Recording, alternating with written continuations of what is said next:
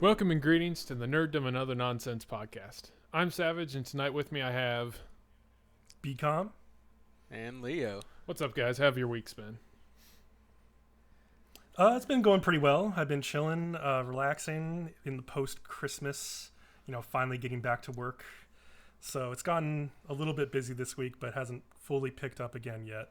But thank God we have 2016 behind us, because it was the worst year in the history of existence. All the deaths. Lots and lots of deaths, both video game and otherwise. I have a theory about that, but we can get back to that another time. So, speaking of Christmas, you guys get anything worthwhile for Christmas? I didn't get too much, but I did buy myself a nice new Samsung Gear S3 smartwatch, which is pretty sweet, but I only bought it because I worked Christmas break and they paid me extra. So that's the only reason that happened. It's a lot better than that Santa lingerie you got yourself last year, so... Mm-hmm. Totally. What about you, BCom? Speaking of Samsung Gear products, so I was telling you guys before, my dad got me a Samsung Gear VR for Christmas, which turned out to be like kind of a disappointment because it has a really low resolution, and it's the Gear VR is basically, it's like a shell that you put your phone into. So I have a Galaxy S6. And so you put that in, and then I would use it for like 10 minutes, and then the screen would said, "Your phone is overheating. Please stop using the VR headset before it explodes," like the note or something. Like, that's not exactly what it said, but that's like what I was thinking. I was like, okay, so this is going to explode in my face. So because of that, and because it just really wasn't high res and it didn't give me a sense of being in a VR space, we brought it back. But then I was saying, I saw the sale on the HTC Vive like 2 days later, like $100 off, and I was like, okay, I'm taking the plunge. So I'm excited to be a new owner of a Vive. Was it worth the plunge? So far, yes, it's totally awesome. I mean, I think we'll probably get into VR stuff on a later podcast, but I'll just say I'm really enjoying it right now, and I think it's so far been worth the investment. Well, one thing I wanted to touch on real quick, since you were talking about the Samsung Gear VR, and you were talking about how your phone can like overheat, and you have the S6, right? Yeah, Galaxy S6. So I wonder how that is. It compatible with the like Galaxy S7? Yeah, it is. That's definitely a little odd because those will blow up. So like, what would that be like if somebody's like, new phone, new VR for Christmas? Like 5 minutes later, the phone literally blows up on their face. Like, how does that work? So you're waiting for the news headline where they're like, "Phone explodes, takes out man's eyes." Yeah, right? it's literally like the exact modern version of Lee Sin lore, which is hilarious. If you don't know who Lee Sin is, play League of Legends. So. There's my little pitch for a game I spend way too much time on, but so I guess one thing we should get into, just for some of the listeners out there, is some of the gear we use. So we'll throw it to Leo first, since I know he's kind of got this list that's just all over his room right now. So yeah, because I can just look at it and point. Yeah. But my setup as of now is I just have we'll start with the computer. I have a computer I built myself, dual monitors. Mouse, keyboard. It's basic, but it also does a little bit more, but it gets me through everything I need to do. But my gaming setup is what's really nice. I just recently got a 65-inch 4K LG TV. It's beautiful. It's amazing. It looks awesome. Show off. Yeah, go figure, right? I only own, the only console I have at the moment is an Xbox One. I don't have a PS4 because I can't get past the controller. It just drives me up the wall. Yeah, because who puts the X button where an A button should be? It's the L triggers. My hands don't want to stretch towards them. But then I also have a Polk audio soundbar, which is just amazing. It has like some of the best bass I've never heard. But that's just generally my gaming setup. Computer setup is okay. It's probably above average, but most people maybe not. Yeah. So then, BCom, what are you using right now? So like Leo, I have a PC that I built myself. It was kind of top of the line about 2-3 years ago. So especially the processor is getting on its last legs. Like, it's an i7 950. It's still good enough for most things now, but I'm waiting for the next gen of processors to possibly upgrade there. But I have a good graphics card in it. 780 Ti is still pretty good. But let's see. Beyond that, most of my high-end gaming has shifted to consoles. Because like Leo, I also took the plunge and bought a 4K TV. I bought the Samsung KS8000, which is really nice because it has, even though you're using 4K HDR, it has a game mode that keeps the input lag down pretty low. Did you also buy it in anticipation, like I did, for the Xbox Scorpion coming out? That will be 4K, right? Definitely, that's definitely part of it because I mean, I don't know. I just wanted to upgrade to 4K gaming because like I've seen the screens at friends' places, and I was just like, this is so much better looking than what I have. I hadn't bought a TV for like 10 years. I was using like a first generation 1080p like screen. But this TV is so much nicer. And because of that, I bought at the same time, I bought the Xbox One S, which doesn't really do native 4K gaming, but it does 4K streaming well. And then I bought the PS4 Pro because that does do some native 4K gaming, which I've been enjoying a lot of, and especially the HDR content, like say in like Final Fantasy 15, like has looked really good. So I've been enjoying that. Beyond those two consoles, the ones I don't use but I still have around are the 360, the PS3, and occasionally I'll whip out the 3DS or PS Vita. I still use those pretty often. And I have a GameCube sitting around that it rarely gets hooked up. And I only bought this GameCube like 2 years ago on eBay for like $20. That's the only reason I have it, because it was like insanely cheap. And I just missed a couple games on that console because I'd never bought one originally. Oh, I had one since the beginning. Since the release date, I believe. Which color was yours? It was purple. Like, The original. Mine's purple too. Yeah. Yeah. I think the purple is like, you gotta have the purple. You have to. So it's like good. the only Nintendo other color that's not red worth getting. And then the only other console I have right now is a Super Nintendo that is literally sitting in the back seat of my car, waiting to be stolen because I picked it up from my dad's house like a week ago, and he just had it sitting around, and I forgot that I had it there.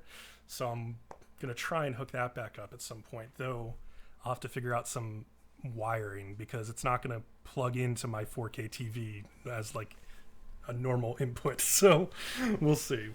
But that's basically it. So, Savage, what about your setup? Yeah, see, I'm what I like to call a poor man's gamer. Since I just Nothing wrong with that. We may use that for a later segment, but no, I just graduated college, so I'm very practical with what I have. I have the original Xbox One that I got on release, just because they had the deal at Best Buy or whatever at the time where you could trade in your 360 Slim or whatever and get like, I think it was $300 towards an Xbox One. So I was like, I might as well. Sold all my 360 games, just went all in on a Xbox One, got Titanfall with it. Hated Titanfall, but then I decided to. Really? Yeah, you hated it? I hated it. I couldn't stand it. I'm a Halo player, as you guys know. Yeah. But for me, I mean, it was just like you and me both played a lot of Halo together. Yeah, actually, that's actually how you and me met, was through playing Halo Reach and Halo 4 on 360. So that's from then on, yeah. Yeah. But I just traded all that in as soon as Master Chief Collection came out, and I was like, okay, as long as I can have Halo on a new console, I'm fine. You know, it's like heroin for me. I just have to like shoot up with Halo every month or so, and then I'm fine. So, I mean, other than my Xbox One, I have just like an HP laptop. It's not in great shape by any means, but it's definitely something that I just use on a day-to-day basis for either editing photos, videos, stuff like that. It's multi-purpose. It's by no means a gaming PC or anything like that. But then for gaming, which I do a lot of PC gaming, I've currently got a list of just nonsense stuff in my Steam that I haven't played. But List it. I couldn't even list all the Steam games I haven't finished. There's like 80 of them in my list that I'm just like, I've got to get around to that at some point. You know, The infinite backlog. well, 11 of those are Half-Life, so it's just never ending. But for PC stuff, I used a lot of Razer. I know we were talking before. BCom called me a Razer fanboy, but I use a Which is obvious by your list. Yeah, I can see. yeah. My list is a Razer Death Adder Classic for a mouse. Always been a fan of the Death Adder just because it's contoured and ergonomic for a right-handed user like me. So I have that, and then I use a Razer Kraken Pro headset whenever I play. Play a lot of League of Legends with my brothers, so communication's really big on that. So we all have the exact same setup across, all 4 of our PCs, and it's pretty nice to have all that. And then I use a Razer Black Widow Classic mechanical keyboard, and I believe it has green switches in it. And then as far as the programs I use to boost some of my software, I use Razer Synapse to alter the settings on my mouse, because I can go from, I believe, like 100 DPI, which literally I have to move it like a foot across the table for it to move an inch on the screen, to like 6400, and it's just nonsense at that point, because it's like you move it maybe a millimeter and you're across both of my monitors. Yeah. So I have a Razer Naga that does basically the same thing. So I use Synapse for a lot of that stuff. Also for Razer Surround, it's got the great Razer Surround stuff with it. And then I have Razer Cortex for just boosting games. Whenever my computer doesn't quite have the graphics capability, I can turn off all the other things I don't need through Cortex and run it at a higher.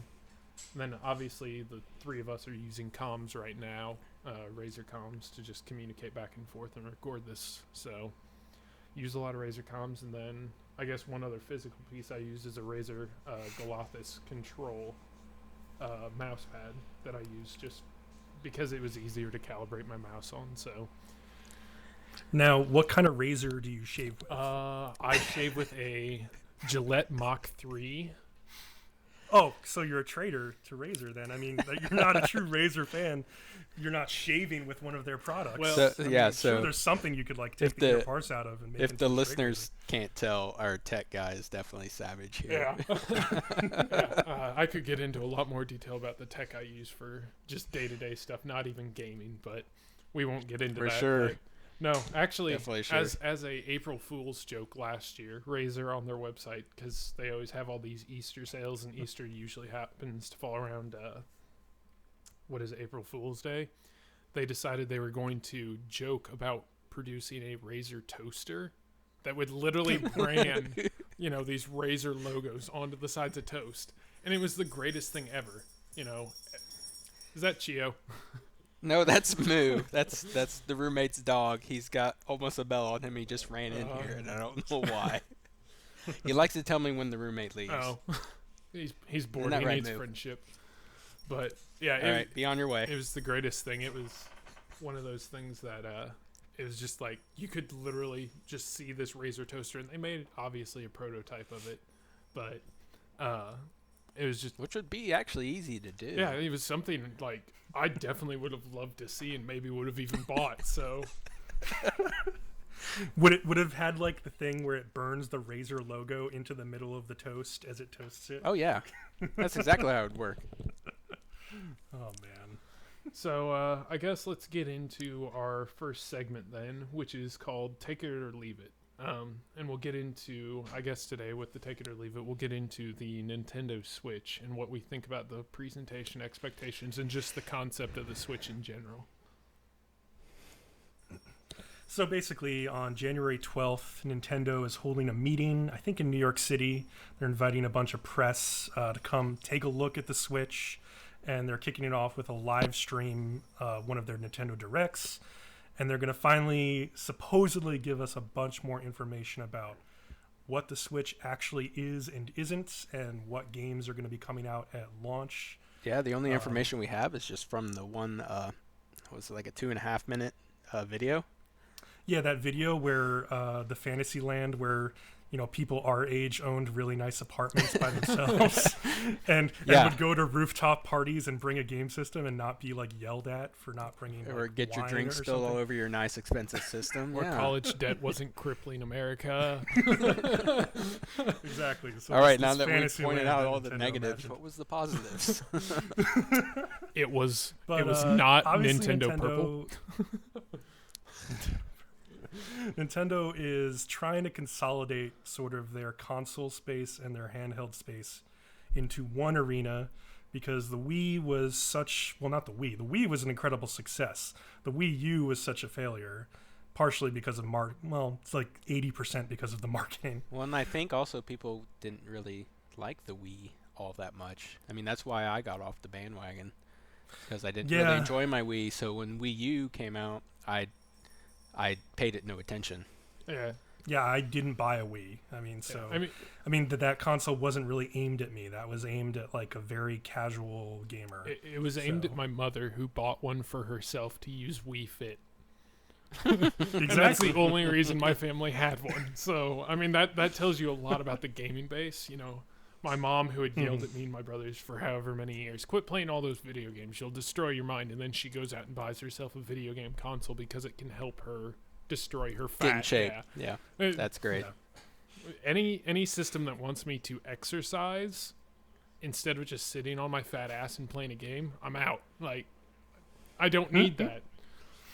I did enjoy the Wii bowling, and I did play many drunken Wii bowling games with other party people, and that was great. But other than that, I can't say anything else great about the Wii. Yeah. I mean, I was impressed with the Wii when I first saw it at a convention I went to in like 2009 or something, when they were like really in the beta testing. I was like, oh, hey, this is kind of cool, you know, like motion sensors and all that technology.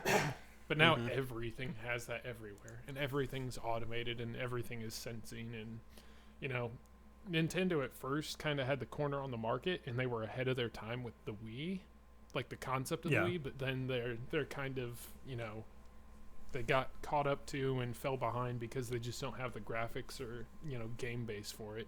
But then I think that's kind of what they're trying to do with the Switch as well now, is trying to get ahead of the curve again. So, I mean, the original Wii, like people say, was basically two GameCubes strapped together. I mean, power-wise.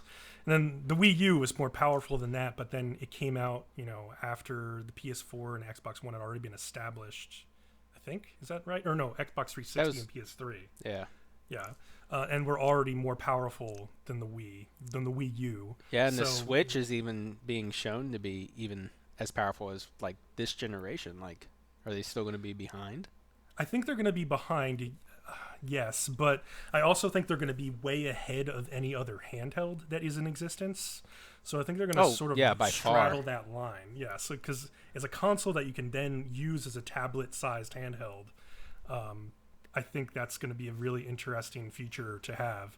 I mean, I'm really interested to see if it's going to sell. I mean, people seem to be really hyped up about it, but that's because we've gotten no negative information about it, because no information has come out yet. So, except for rumors. Yeah, I'm just not seeing the use between sitting in front of your TV on your comfy couch and playing, and then having the sudden urge, I guess, to stand up and go sit out on your front porch because it's a really nice day outside and it's nice and sunny and you just want to sit there and play outside. No, what the real use it feels a little bit too bulky. The real use is for when you have to take a shit in the middle of gaming and you just want to get up and take the game with you. And then as soon as you're done taking your shit, you just come back and you put it right back on there and you go back to gaming. You never have to quit playing. I did not see that perspective. Wow, that's very... I'm impressed. I did not think about that. I already have my phone for that. You actually sold me a little bit. I feel like the Switch is like slightly too bulky to like just carry around with you. Like from the size that we've seen, it's like an iPad, but then with like two like small Wiimote controllers on either side. Yeah, and it's a pretty big screen. So that's not to mention like what's the battery life on that thing. Well, that's what I'm dying to know.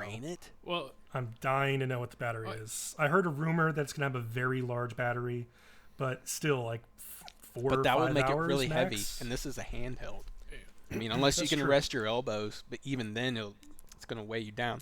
Well, I mean, your arms will get tired playing video games. That's kind of sad to say. It's no different well, than that is one of the cool things. They have the detachable Joy-Con controllers, so you could set it down with the built-in kickstand and then just play with the controllers in your hand. So you set on the floor in front of your toilet, and you got the controller in your hand. And then it opens up for a whole new genre of gaming, the shit and slash games. Those would make some pretty good streams, I would say. Oh, God. God, the pun was real.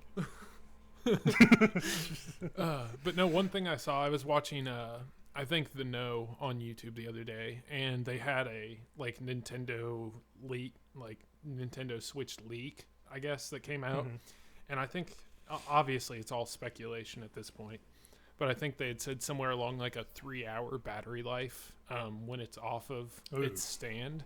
And that was when That's pretty short. They weren't sure whether that was running it fully clocked for every game or whether that was scaled back or anything.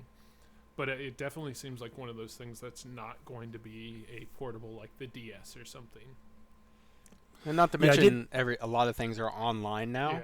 So, like, if you're playing a game that's can only be online, the portability drastically drops. You can't jump on the bus and then, be playing your game, because once you drop out your own Wi-Fi from your home, it's going to boot you out or whatnot. So you have to play basically something that's a standalone. Yeah. Yeah. I mean, otherwise you're going to have people going to unlimited data and just doing mobile hotspot tethering to their consoles, and that's absurd. Yeah, that's just a ton of data. Yeah, I really do wonder how that's going to work, because you're just going to be wasting so much damn data. Yeah, A ridiculous amount. I played Destiny a lot, and I can imagine portably playing that game. That would be horrible. I mean, that's really how the three of us like all met, was through Destiny. I mean, you two met separately, me and Leo met separately, but as a collective group, we all kind of bonded over. Yeah, we all came together on Destiny. Yeah. And that for better or worse. Definitely worse. I mean, we're here now. So. I thought I was gonna go with better. God damn it. We had some good times playing Destiny. This is true. Yeah. But that game, we had some great times. I mean, even speaking of Destiny's pretty dead at this point. I mean, because you've had the expansions, you've had everything. It's on its fourth year now, and it's everybody's looking forward to Destiny 2. Yes, year 2 was in last September. As of right now, it's supposed to be out at the end of this year. That's hard to say. Lots of games, they usually extend their dates, but they really love their September date. So they may just go all in and just make sure this September date comes up. I don't know. I think it's really a 50-50 chance at this point which way they go. But see, I would expect to see a big announcement at E3 this year in regards to that. That kind of I'm sure we'll get something as well with just the current gaming. Would you rather see a game get delayed, but be this epic, perfectly put together, non-glitchy game? Would you rather have something just like, give it to me now, I don't care if it's a turd, I definitely want to see them get delayed. Like I've become way more patient because there are so many good games to play and because our Steam backlogs are so damn big that like if a game's not going to come out right now, like that's fine. Like Persona 5 is a great example of one that I was really disappointed to see get delayed. But I mean, I want that English dub version of it to be fantastic. I don't want it to be just like an okay translation. I want it to be a great translation. So there's no point in me being upset that it's not ready. Yeah, so. I guess that's kind of like the thing, like the Hideo Kojima game that he's coming out with. What is it? I can't remember for the life of me what it's called. Death Stranding. Yeah, that's a game like, fuck you. That's an interesting trailer. Yeah. Oh my god. It's definitely an interesting trailer, but it's like, both trailers. Take all your time. Like, I don't care how long it takes you to come out with this game. If it takes you 5 years, I will buy it in 5 years. Like, I just want to know, because he's had all this, suspense around what's actually going to be in the game. Because even from the 2 trailers, you have zero idea what's going on. So it's just one of those things. But interesting. We're talking about a bunch of games that are probably not going to end up on the Switch. Yeah.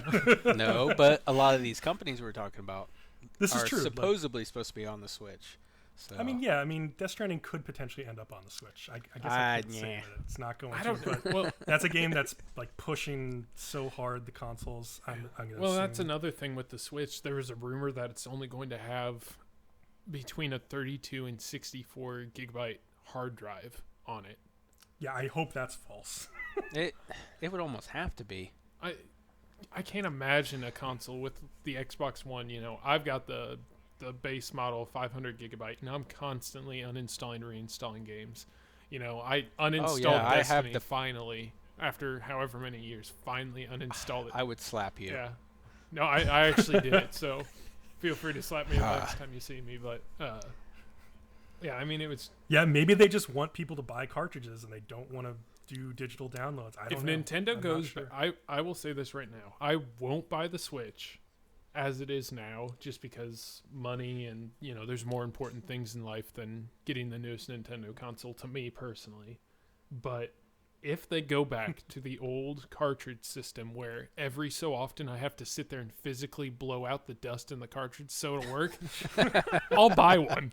I don't care what the price is, just for that nostalgia. Of That's like a plus for you. Yeah, Okay. It's pure nostalgia. Having that old 64 cartridge and just going and blowing that out, perfect. I love it. But Savage, it's been proven that didn't actually work and actually just like made the freaking pins and the cartridges rust away over time. I don't care what you say. Like the only thing that helped was pulling the pins and putting them back. Yeah, in but look at it the now. system. Even if you go out and get a physical copy, you have to install it into your system, which takes up the same amount of gigabytes. Well, not even same. Usually it's like half or something like that. Anyway, so like you're still going to need a large hard drive on this system even if you buy physical copies only.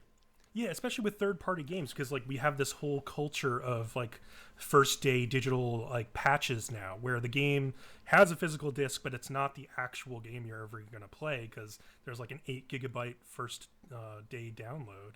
So if you don't have a big enough hard drive embedded in the Switch, you're just gonna not be able to play any of those games. You think they'll have like the Xbox has the option? Like I have a 1 terabyte drive external that sits outside. Do you think they will? Maybe that sounds kind of. I don't know if Nintendo would do that. It should be smart for them to do that, but it just sounds like something they really wouldn't do because they haven't really done anything else like that. The only way I could see them doing something like that is if they decided to do it like in the Apple thing, where you're only going to be able to connect it if you buy their specific one with the specific adapter. And it's just a ploy for Nintendo to get more money. Just to kind of pad their stats on sales, because my fear with Nintendo is the Switch isn't going to be as well received as they thought it would when it was just called the NX and everybody was kind of up in the air, is it going to be augmented reality? Is it going to be virtual reality? What's it going to be? And now that it's neither of those, people are kind of like, oh, it's just another Nintendo console. So,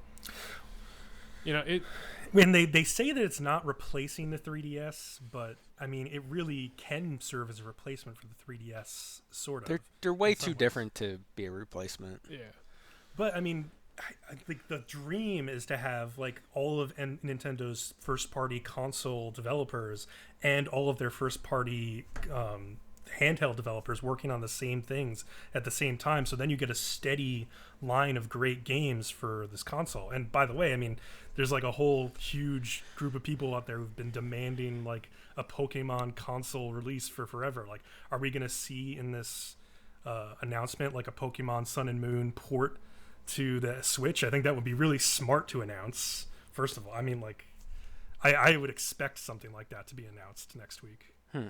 And with that, would you be able to transfer your data from your 3DS to the Switch and then vice versa? Or, I would think so. I would hope so. So with the way it looking like, basically, yeah, you would be playing your game at home. And okay, let's look at it from a Japanese point of view. So, like, they have a different communal system than we do. So, like, when they leave their houses, most of them don't drive cars. Most of them get on the bus or even take a bike. So, like, that's what they're doing. And so they're playing their game on the bus or whatnot to get to work, to do their work job. They play the game on break. And then on their way home, they play it again on the bus. And then when they get home, they plug it into the port into the system. Well, here in America, we're probably driving for the most part. So we're not playing the game. We may take it to work and play it on break, but there's still a large amount of time wasted. So it just sounds like they're really trying to... the gap between mobile gaming and your console system, they're just trying to make that gap obsolete. And I mean, they're probably on the right path to doing that, but if the Switch is definitely not the final solution to fix that. See, this validates my argument. I don't know. Elon Musk needs to make the Tesla Model S affordable for everyone so I can be like a Japanese person and play my games while driving. That's just practical, right? We've got to Americanize everything. Self-driving cars. Well, wow, the Switch is in its console cycle. I have a 3-minute commute, so I don't know how well that would work for me. But I mean, it's 3 minutes. You could always just walk and play. But for somebody like me who lives in like a city of 250,000 people or whatever, where I have a 15-minute commute on the interstate, if I have a Model S or something, you bet your ass I'm even on my phone as it is now, either texting or checking email before I get to work. That way I know what shit's going on that day. But it's like, being able to, if my wife drove me to work, you better believe I'm going to be on my phone, playing a game or something. Being able to have that mobility with it is something that, even though in the States, I think we're too preoccupied with other things, I think it would be something that would help gaming transition into more of a pop culture in the States. Because right now, a lot of what you hear is like gaming is huge overseas. In Japan and Korea, you have these giant esports arenas. And I mean, BCOM this past summer played fantasy League of Legends esports with me and my brothers. And that... That was a journey. It's a load of fun, but it's one of those things like if you told that to just an everyday person on the street in the United States, you'd be laughed at. Whereas overseas, it's like a really common thing. So rightfully so. Yeah, I don't play it at all, and I just laughed at it. So yeah. And you're even a gamer, so it's just one of those things that it's a cultural disconnect, I think, between the two cultures, and that with Nintendo's, I guess, customer base coming so primarily from the United States and then also Japan, it's kind of like a 50-50 almost, I believe. Yeah. It's one of those things they have to go with what they know, but also try to bridge the gap. And I think that's what hurts them a little more than, Microsoft and Sony, who know their core audience. Like Microsoft, they're always going to market for US. They're never going to market for, the Euro gamers and things like that. It's always going to be based in North America. So yeah, it's a society thing. Nintendo is a Japanese company, so that's who their main focus is, and we're probably, I'm just going to assume, secondary, whether I'm wrong or not.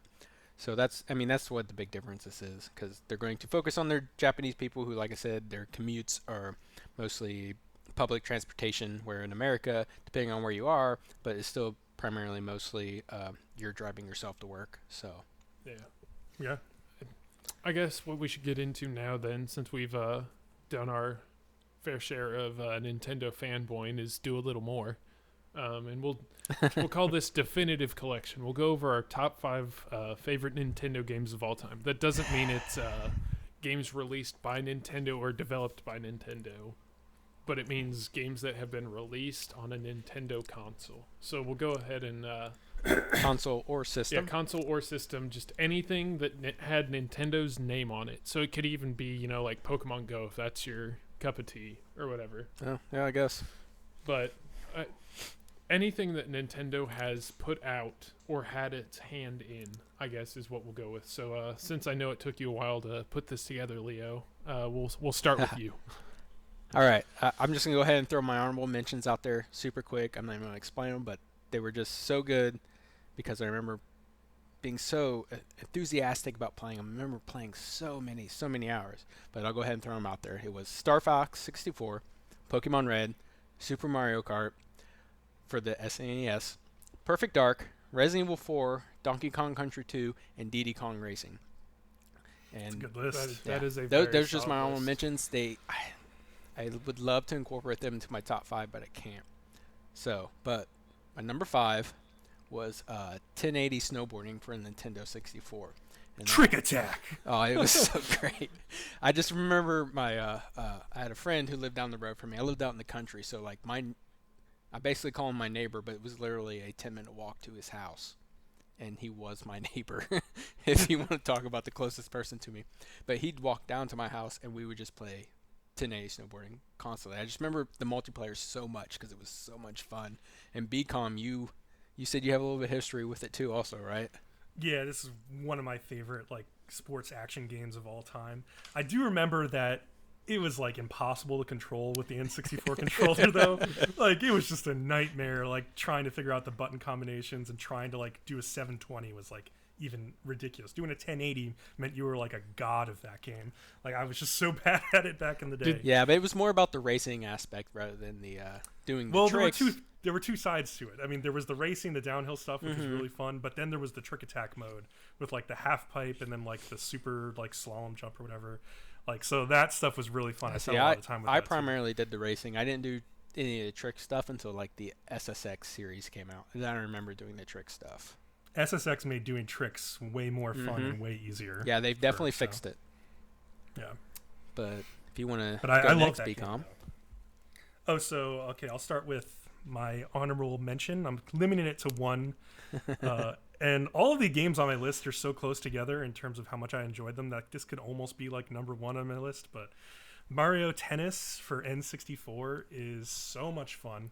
It is probably my favorite co-op sports game of all time. And all of the versions of Mario Tennis that they've come out with since then, like Mario Power Tennis or whatever for GameCube, they have just not captured that original like magic of this game.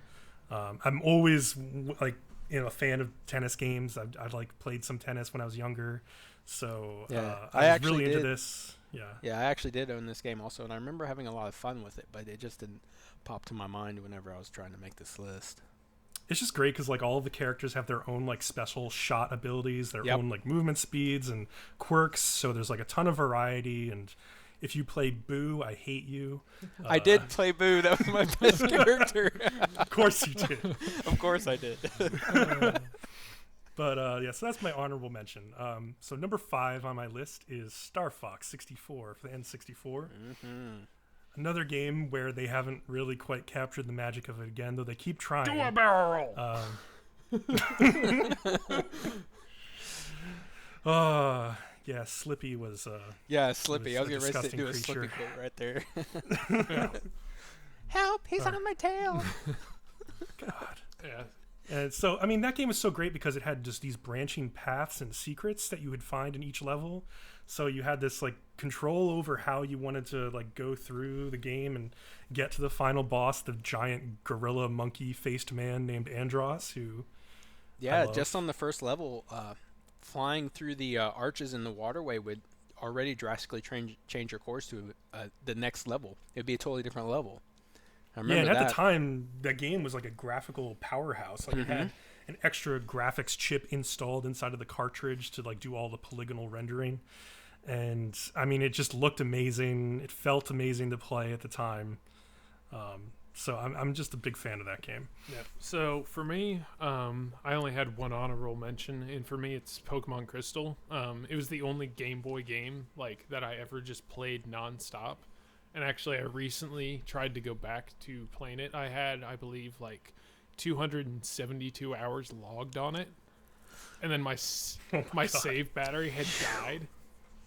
And I was just devastated. It was all on my original, like, purple Game Boy Color.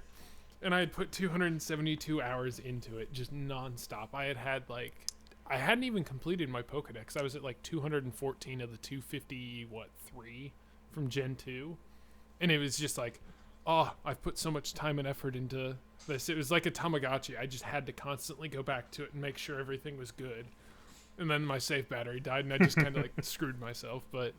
So that for me is probably the Nintendo game I put the most time and effort into. But then my number 5 game of my list of top 5, because they're not in any specific order for me, I would probably have to say is probably not on most people's top 5, but for me it was like a bonding thing with my brothers and my cousins. Because I never actually owned a Nintendo console till about 3 or 4 years ago when I bought a used 64 at like a buy and trade sale shop thing like that. But it was Star Wars Battle for Naboo. And that for me, I was huge into Star Wars as a kid.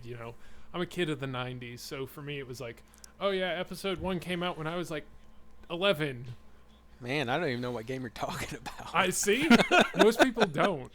Most people think of like Pod Racer or something like that when they think of a Star Wars game. I think I had that one, but not the one you're talking about. I'm a huge Star Wars fan, and like I barely remember Battle for Naboo. I never played it. Yeah, so, I played the crap out of it, and we always used to just me and my brothers and my cousins. We used to rotate the controller after you fail a mission. You try to like okay, see if you can beat it, see if you can do better, or see if you can like, see who can steal the most lives on this level or something. It was just loads of fun killing droids with land speeders and things like that. It was, for me, it was like the really first immersive like Star Wars experience outside of like a PC game that they really hadn't fine-tuned at that point. So that for me was big. So I guess we'll throw it back to Leo for his number 4. All right, my number 4 actually holds a very special place in my heart because it's probably the beginnings of my console gaming, and it would be Resident Evil 2 on the Super Nintendo. Was that on Super Nintendo or was that 64? Nah, it was Super Nintendo, SNES. Oh, okay. Yeah, and I just remember playing that, and I remember at the very beginning, you go down the hallway and the liquor runs across the window, and I damn near jumped. It's the first time a game ever got a reaction out of me. And it's also one games where I actually had to sit down and try to figure things out because it was a partial puzzle game. There was like this library one where you had to move things certainly, and then even at the end, like the battles, you had to be very strategic about how you did things, and it's just really where my gaming addiction started with consoles specifically was Resident Evil 2. It's a great game. I loved it. I hadn't played any ones before of it. I played a couple of them after it, but Resident Evil 2 definitely holds a special place because it was one of the games that got me into just gaming. I just remember sitting down and playing for hours. So I remember being like too terrified to actually play that game myself, but I would love to go over to my friend's house and watch them play through like Resident Evil and Dino Crisis and Silent Hill. Oh, like man. I'll be like, yeah, you do the playing, I'll just sit back here. Oh man, what's your number 4, BCom? Number 4. Okay, so my number 4 is total cheat. It's basically just going to be a history of all of the baseball games that I played the most on Nintendo growing up so I played a lot of baseball as a kid, and so I would love to like just come home from Little League and then like play more video game baseball and like just making up like teams, like custom teams that are made up of like my own like Little League buddies and stuff. But I remember playing like Bases Loaded 2 for the original NES with my dad and playing through a season of that together. And like, so after you would win a game, you would get like a 27 character password or something that we would have written down on like a notebook, so you could continue from that point because there was no like saves or anything back then. But I just remember that was a really fond memory of mine, just beating that like old Jalico game with my dad over the course of like a year or something. That was really cool. But then moving on from that to the SNES, games got a lot like higher quality. So something like Baseball Simulator 1000 was really funny. I put a lot of time into that. That game was broken up into like modes where you had like just normal baseball game, and then you also had like superhero like baseball where people had like magic powers. Like you could throw like a super fastball, or you could hit a ball that then didn't have a shadow rendered on the screen, so the outfielder had like no depth perception of like where to go try to field it. So like just stupid garbage like that you could use to your advantage is really fun. Or like hit a ball that would just like stun anybody that tried to field it for like 10 seconds, so you could just run around the bases. It was just like a dumb, goofy game, but a really solid kind one. of like a simulated backyard baseball. Yeah, basically. Nice. And then Backyard Baseball is another good game, by the way. Okay. But I never played any of these, so they're all you. for N64, Major League Baseball featuring Ken Griffey Jr. was an amazing game for its time. I mean, a lot of the baseball games I played growing up were on PC, but and console didn't always measure up to those because PC was just like a little bit ahead. But that Ken Griffey Jr. game was so good. It just had like really good rendering for the time. It was just super fun. Ken Griffey Jr. was a beast in the home run derby in that game. So yeah, those are my number 4. Yeah, my number 4, kind of throwing it back to my honorable mention, is Pokemon Stadium for the 64. Ooh, I did play that. Yeah, that was one of those games where it's just like you go over when you're my age, and you went and had slumber parties at your friends or whatever, and you'd all hang out and you'd sit there and you'd play the party games on it, like the Dig Sandshrew Dig. Yeah, what was the system? Was it SNES or N64 where you actually could put your Game Boy cartridge in It was the and 64. make your Pokemon bar. Yeah. Oh, dude, loved it so much. Yeah, it was fantastic because what we used to do is we'd take different, like, all my friends, we'd all have their, like, different cartridges for the Game Boys, and you would literally just, like, upload your Pokemon from that, and you, together, because you could all upload onto the same profile, you would just, like, fill a Pokedex and be able to use whatever you wanted. So I had a Jigglypuff named Doomsinger, and she was pretty mean. a little foreshadowing to the Doomslayers on Destiny, right? The Doomslayer in Doom. Yeah. But yeah, for me, that's just another nostalgic one of like being able to sit there and play all those party games. It's not even for like the actual stadium like combat system because that's no different than using an actual Game Boy. But it was just really fun watching the Pokemon just do their special effects and stuff when they were attacking. Having that extra level of graphic quality to it and having those animations. Yeah, compared to your Game Boy where it was just like these two black figures, or even when it got the color, it was just a stationary icon just like jiggling and then some effect, and that was it. Charmander used tackle. No, he just twitched. Like yeah, then in Pokemon Stadium you actually saw him like shooting fire or doing something crazy. So yeah, so that for me is my number 4. What's your number 3, Leo?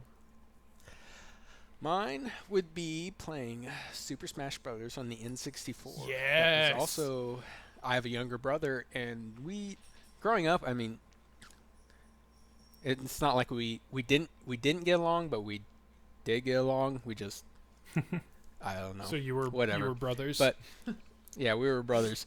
But that was one thing we played along with the neighbor down the road. Like he would come down, and the three of us would just sit there and basically play until it started getting so dark that the neighbor would have to go home, and then me and my brother would still keep playing. But we would just play countless hours. It was just nothing but multiplayer. That was it. It was just us facing each other. And we would throw a computer character in there for just shits and giggles. And that's all it was. But hour after hour. Falcon Kick! Yeah. I played as Link. Link and Samus were my two favorite characters because... For the longest time, I was a Donkey Kong player on Super Smash. But then... Really? Yeah, I was... Are you kidding me? It's the cheesiest way to win besides be down on Pikachu. But I don't know. I used Link, and I did the down B, which gave me the bomb, and I'd throw the bombs, and that to me that was like the cheesiest thing because they couldn't get to me because I'd just be backpedaling and jumping up and around and down, and they could never get to me, and I'd just be bombing them the whole time. And then when they finally got in melee range, a simple A attack would, if not knock them off the map, almost. Yeah, see, I've more recently gotten into playing like Luigi, not Mario, but Luigi, just for like his little hand smack in the ass whenever somebody's above you and just Constellation. Perfect. It was beautiful. But I always played Donkey Kong because with the amount of brothers I'd have, we'd sit there and we would we'd sit there and it'd be 2-on-2 or whatever. So yeah, I would Super Smash Brothers, and then after that was Super Smash Brothers Melee, and that was still on the 64, wasn't it? Or was that the GameCube? It was, No, I think GameCube. Yeah. Okay, yeah, I played both of those very heavily. After that, I never got into them anymore. Yeah, see, I would always just suicide as Donkey Kong. I'd go pick somebody up and walk off the ledge. Oh, you're that dick. Yeah, okay. I'm that guy. Because then you can just like be up and spin up after you drop them off the edge. So it was perfect. But yeah, so that one's definitely on my list as well. So I'll just go ahead and throw that one out there. That's my number 1. So when we get to my number 1, that's it. Is Super Smash. Save a story or think up a. I have a story. So all right, BCom, what was your number 3? My number 3 is another cheat because I'm cheating all the way with this list. So, Super Mario Brothers All Stars for the SNES, which had Mario was Brothers, on one cartridge, so it's all one on one game. cartridge. So I guess Mario Brothers 2, Mario Brothers 3, Mario Worlds, Lost Levels. Like, oh my god, I spent like so many hours playing that cartridge. It was so good. I I had the original Super Mario Brothers Duck Hunt cartridge, and I think I had a separate Super Smash Brothers. Super Mario Brothers 3 cartridge. But yeah, this one I got as a gift from at some point when I was younger, and just could not stop playing, especially Super Mario World. That game was so much fun, and it had so many secrets, And honestly, I think most of the Mario games that are not 3D that have come after have been basically like a shadow of what Mario World was. Like even like Super Mario Run, which, you know, I just have been playing a little bit of, is basically Mario World just like watered down. So Ew. Yeah. And I mean, it's the Mario just general world has been so replicated by so many other people in just like spin-offs. Like I remember growing up, I had a Linux PC that was just running on the Linux OS, and they had a game on there. I can't remember. Yeah, I do remember. It was called Tuxedo, and it was a Mario style game where you could build the levels yourself, but you were a penguin. So I'm looking this up right now. Never heard of that one. yeah, no, it was fantastic, and it's the whole reason I still have Linux on a USB drive. I mean, it's the only reason. But Just for the one game. for the one game, so I can. That's pretty admirable. Yeah, that for me, you know, I'll go ahead and throw Super Smash Brothers as my number 3 just to talk about it. That for me is again the whole reason I got a 64 after the fact.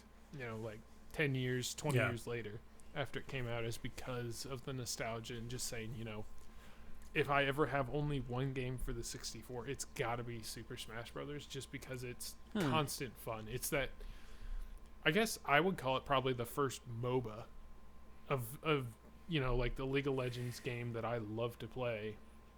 It's kind of the same thing of, you know, it's got the MOBA tropes. Every character has its own little, you know, set of moves and stuff. You're all into this battle arena, and it's all about surviving the longest, see who can, you know, get the most kills, things like that. So Supposedly, I guess you have a point there. There's some similarities there, yeah, definitely.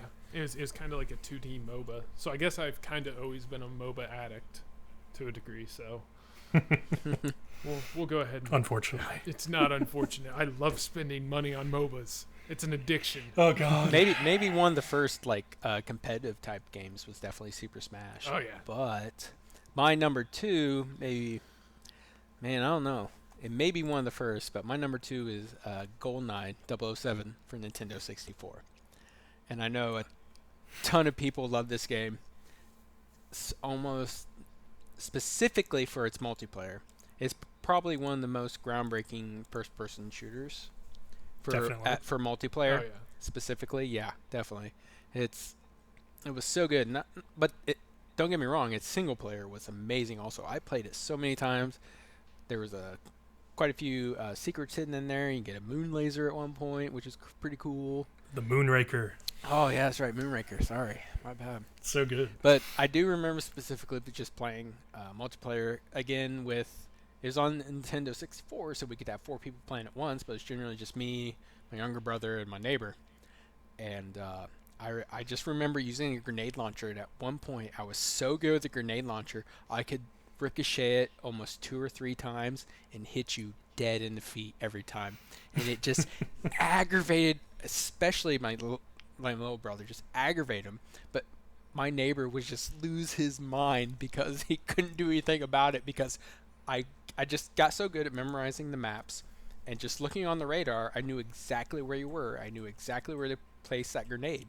It would just ricochet, and because the explosion radius was so big, you know, it only had to be semi-accurate, and it would just kill him, decimate him. And we played that so much multiplayer. We may have only played Super Smash more because it came afterwards, but we played it a ton. It was so good. Yeah, for me, I liked GoldenEye, but for me it was a combination of, well, do I play GoldenEye or do I play Perfect Dark? So it's kind of finding, you know, which one was your niche, because they were very similar in a lot of ways. Which is why Perfect Dark came afterwards, and it was on my honorable mentions, because I was like, I have to give it to GoldenEye. It came first, so. Yeah. So what's your number 2 there, BCom? So I'm cheating again, of course. We're gonna make that a segment. BCom cheats. BCom cheats. Yeah, if we're ever doing like top 5 lists, like I'm gonna find best cheat codes of all time. That'll be next week. The best cheat codes of all time that are not Contra. Oh, that's a good one, actually. Oh god. So my number 2 is Mario Kart 64 and or Diddy Kong Racing 64. Mm-hmm. Those are both incredible games, incredible party games. They were so much fun. Like the Nintendo consoles for me growing up, especially the 64, were like multiplayer consoles because like it would be like 4 guys coming over, sleeping over, whatever, like playing all night Mario Kart 64 until you either broke all the controllers or broke all your friends' arms. like whichever happened first was how the night would typically end. But yeah, man, Mario Kart 64 just like just shooting shells at people. Yeah, using the items. And Diddy Kong Racing, I think the coolest thing was you could either do a go-kart or an airplane or a hovercraft. And that was so awesome. Yeah. It was so good. Yeah. Well, even I feel like Mario Kart Wii stole a little bit of that stuff with like the jumps where you're turning into like a glider or an airplane or something. Yeah. But even now as an so adult, good. I mean, I have Mario Kart 64 as my number 2 as well. And for me, that's one of those things. It's just like, you know, even as an adult, you can still sit down and play Mario Kart 64. Except I think maybe you played this at a party that I went to, Leo, with some of our mutual friends called Beerio Kart. Beerio Kart, where you got to finish your beer before you complete your the whole race. Yeah, and you've got to follow the rules of the road. Yeah, and you can't. So you have to stop and drink your beer, and then you can keep racing. So yeah, it's got to be legal. You can't drink and drive. So if you're gonna drink, you have to stop what you're doing, drink, and then go. Yeah, you literally have to set your controller down and either chug your whole beer and start racing, or chug a part of it, set down, and keep racing again. Yeah, I've seen both strategies work. It just depends. And it's just more fun. It's just more for shits and giggles and like close friends who just want to kill a fucking 30 minutes or something. Yeah, it's fantastic even as adults, but it's also the nostalgia of just, you know, you see. Yeah, definitely the nostalgia. You see all these memes even now on the internet of like, I think I've seen like a short Vine or something where it's like your girl wants to go through your phone and you're like, oh, and then it's the guy just like playing as Yoshi, just like going through whatever track, like Mario Speedway in like 10 seconds. I'm like, yep, I know what that's like. So it's one of those things that it's just nostalgia. And I think anyone who's ever played a Nintendo 64 knows Mario Kart. And even if they haven't played it, they know what it is and they know what it stands for as far as the franchises are concerned. So that for me is like a big thing. So I guess we'll throw it to Leo. Let's get your number 1, which you and me actually share. So, all right, number 1, definitely because I completed it multiple times for just no reason, just because I enjoyed it, because I just loved playing the game. But it was Zelda Ocarina of Time for Nintendo 64, and to this day, I think I still remember everything you can do about it. It was so. I can't even point out one thing specifically that was just amazing about it. Just everything about it I loved. I especially loved the soundtrack. I can still listen to it to this day. I can like go and work out. It can just play in the background, and I'll just zone out into my workout as I listen to it. It's I love trying to find the great sword, because you can get the giant one from the graveyard, and it's just awesome. Yeah, I think the thing for me with Ocarina of Time is that it's such a like genre like defining game that it's like Zelda has always been this big thing. You know, Zelda players are Zelda players. You'll never change their minds about the game. Yeah, it was big on Game Boy at first, right? Yeah, I believe so. Yeah. And it's just one of those things that it's like... And Nintendo, original Nintendo, NES, I believe. Yeah. If you had a holy triforce of games, Zelda would be one of the 3, you know, parts of it. So it's just one of those... For Nintendo, yes, for sure. Even if you go outside of Nintendo, I think if you're talking top 10 games of all time, just on any platform ever, Legend of Zelda, you have to include one of them as something that somebody needs to play, because it's its own thing. You know, there's nothing else really like it. Yeah, if not for sure on there, definitely and highly debatable. Yeah, definitely. I'll agree with that. So, back in the day, this is a game that I feel ashamed that I skipped, because I didn't play a lot of first-person games on N64, or single-player games is what I'm saying, on N64. I played like mostly like sports and multiplayer games, but I've been able to go back to it like because of the 3DS port that's really good, and also just through watching speedrunners play Ocarina of Time, which is so much fun because they've like really like hacked apart the game down to like the code, like playing on like the Chinese version so the text scrolls faster. Oh yeah, I've seen some ridiculous like speed runs. Yeah, Like things that I saw the time. I can't remember now as I was, but I just remember seeing the time and going, "How is that even possible?" it's unbelievable what they can do. I was actually just going to say to promote, like in a couple of days, starting January 8th, the Awesome Games Done Quick speedrunning marathon starts and goes for like a week or so. And I've seen some amazing Ocarina of Time speedruns just at that event. Oh, wow. Where they bring a bunch of speedrunners together and live stream to raise charity. So I think everybody should go watch that if you listen to this. Yeah. Jeez.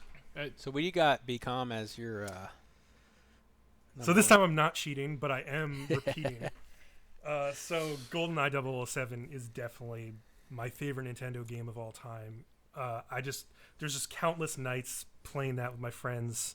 And like Leo said, like the single player was amazing because it was such a challenge and like speed run like thing built into the game. Like the game would keep track of your time. The game would keep track of like all of this stuff, and you could play on 00 agent mode. Yeah, or even agent just or changing special the agent. difficulty was just fun. Just trying to beat your old records once you basically hit a point where you were only getting so far every single time, and then you're just like, all right, so up the difficulty and make it harder. Yeah, I mean that was like my first experience, like really trying to like get like a perfect run at a game, like every time. I agree, because you said so it much kept fun. track. Leo, who did you play in multiplayer? Who was your character of choice? 006. Oh, that's pretty good. I think I played as him a lot too. I just have to say, like, if you played Odd Job, you should go hang your head in shame because god damn, it was annoying as hell. Like, cause like you didn't have like the great range of like movement and like looking like around the place. So like if you didn't see Odd Jobs because like your screen was too high to see his stupid hat, you see his hat at like the bottom of the screen and like no other part of him. It was just so annoying. But that led to some arguments and some fights. Yeah, back in the day. 006, Alec Trevelyan. I was trying to remember what his name was, but yes. Just another Sean Bean role where he dies. Yeah, I mean, for me, GoldenEye is just one of those classic games, and to me, it kind of seems like going through our lists that unless you had fights with family or friends or something over or during the game, it's not on your list because it wasn't memorable. And I think it's those interactions that you had, that social part of the gaming, that really makes it memorable. Yeah, if you notice, the top threes on our list are generally the multiplayer games, except for mine. Obviously, I have the Zelda Ocarina of Time. Yeah. Well, that's a transcendent single-player game. So. Yeah, but the multiplayer ones, they're more predominant in probably the Nintendo list than you would see in like maybe a Sega or an Xbox or a Sony list. Yeah, I mean, these games represent an era of couch co-op multiplayer that doesn't exist as much anymore because the internet has made it so easy to just play multiplayer from your own house. Yeah, but, I mean, it would be a thing like every day after school, coming home and like riding our bikes over to our friends' houses and then playing these games every day. It was so good. Yeah, and like now you can just I can literally stand up from this chair, walk 5 feet to my other chair, and play with anybody across the country. Really. Yeah. I mean, yeah, that's amazing in its own right. Yes, definitely in its own right. But yeah, Nintendo, if you want to look at it from a multiplayer standpoint, Nintendo may have been onto something, except they just didn't go far enough with making it online multiplayer. They were starting to do the multiplayer thing, which would have been the next thing, but then they just didn't hit the online point. Yeah, that's one thing. I mean, getting back to the Switch for just a second, like if they can figure out a way to finally have like their own version of Xbox Live and PlayStation Plus or whatever that really connects people together and makes it easy, that's something that Nintendo's been missing from every console that they've had come out. So that in and of itself could be a huge bonus for the Switch. Yeah, So before we wrap up here, let's go ahead and put together our individual top 5 lists, and we can try to come up with a definitive collection of saying, if you have a Nintendo console or you've ever had Nintendo, these are the 5 games that with our own experiences. We're not saying they're the best games that Nintendo's ever made, but we're saying that these are the ones we had the most fun playing. You know, Yeah, or at least the most memorable for me. definitely So our own Yeah. combined list. Then, yeah, basically? let's create our own definitive list. So immediately I'm seeing some duplicates. Super Smash Brothers has to be on there. Mario Kart has to be on there. GoldenEye. and GoldenEye. Ocarina should Yep. be on there. Ocarina and what's our fifth? Because we don't really have. I mean, 1080 snowboard. Dude, I love that game so much. So much. I don't know if that's like a definitive. You have to go back and play it though. for me, I mean, I don't know. I feel like if I went back and played it now, I would hate it. But I loved it so much at the time. I would go hard for Super Mario Brothers All Stars, or like just the Super Mario Brothers games. In general. I would definitely say Resident Evil 4. You can that's a great definitely game. play. It's not on anybody's list. I did put my honorable mention. It, man, if I didn't accidentally stumble upon today's snowboarding, it was my number 5 for sure. But I couldn't put two Resident Evils on there, and I had to give it to Resident Evil 2 because it's basically what got me started in the console gaming. So it went to Resident Evil 2. yeah.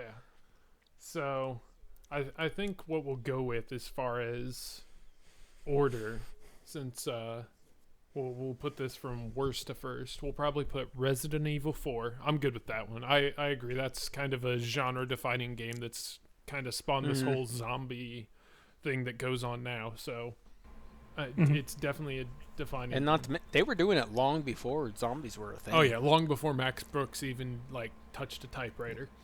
Yeah. So I would say, let's see, what do we got here? I think BCom's putting together a little list for us to see here.